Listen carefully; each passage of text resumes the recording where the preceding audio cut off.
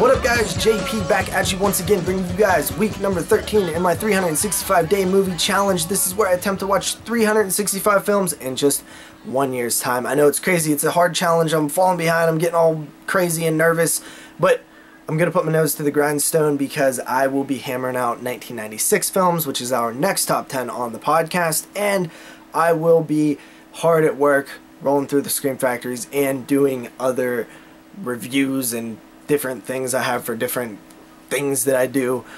So hopefully I should be picking it up here soon. I'm not actually that far behind considering there's a lot of films that you guys that I have not covered on these weekly updates yet.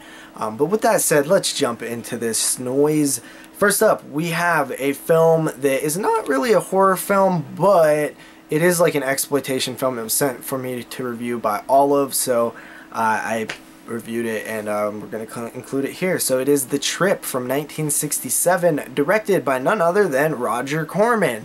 But what's really interesting about this film, and besides the subject matter, is that it was written by none other than Jack fucking Nicholson. How crazy is that, right? I was super goddamn surprised when I read that. And apparently this film was based on Jack Nicholson's personal trips when he took acid, and Roger Corman apparently took LSD just to know what kind of film, to know what he was making a film about, you know, to understand it. And this film basically just follows a guy who's sort of trying to get his life together and decides to take some acid. And then you just follow his trip, and that's kind of it. But I really liked the usage of colors, the usage of music. It was very of its time, that hippie movement. I like that about it. Overall, I don't have any or little to no experience with psychedelic drugs, so I don't really know if this is if it's an accurate representation of what tripping would be like. But I like to think that it is, because it seems like what I would envision, and just from like different stories and things that I've read. So with that said, 7 out of 10, solid little experimental film. After that, from the year 1993, we have Contamination Point 7, aka Troll 3, aka The Crawlers? Or Creepers? One of those. Probably both. This was in the Scream Factory All-Night Horror Marathon Volume 1. Man, this film I actually had on VHS. You know how when you're younger, and you know, those of you who grew up in the 80s and 90s, you would have those like dubbed VHS tapes that just had like Friday the 13th Part 2, The Fly, and Head of the Family on it, or you know, it just would have random ass films. Well, I had one that had Jason Goes to Hell and Contamination Point 7. When I seen it though, I think it was under a different title. And I remember I would always finish, but it wasn't wrote on the tape, you know, the title wasn't wrote, it just said Friday the 13th, The Final Friday, Jason Goes to Hell, whatever. So when I watched this film, I would watch Jason Goes to Hell, and then I always wondered what the other film was. And it took me years to figure it out, but eventually I did figure it out, so I couldn't wait to revisit this one, because I remembered it very much from many times, like watching it as a kid, like when I was super young, like probably, you know, 6, 7, 8 years old, something like that. And it held up, man. It's a ridiculous film. The acting is terrible, but I really enjoyed just the cheesy quality of it, and I actually very much liked it. Killer Roots. It's just a bizarro type of movie that was very thrown together, but somehow remains fun. So I give that one a 4 out of 10. As you can see, my rating represents my feelings. No, it's because it's a bad movie. Even though I like it, I can't deny the fact that it's a below average film in terms of quality. I just happen to be entertained by it and its stupidness. But that doesn't mean it's good. 4 out of 10. After that, we have 1988's Cellar Dweller. This one was really cool. Sort of has that EC Comics vibe to it, where you have this artist who draws this like beastly freak who comes to life and kills him, and then flash forward a bunch of years later and you're following a girl who finds his like art stuff, and she draws the beastly freak and it comes out again. Honestly, like, surprisingly good effects. It's Empire, so Charles Band and all that stuff during that era. This is when they was really making quality stuff, and this one's no exception. It's actually a lot of fun. I give that one a 6.5 out of 10. After that, we have 2015's got its media release in 2016, Western horror film Kill or Be Killed.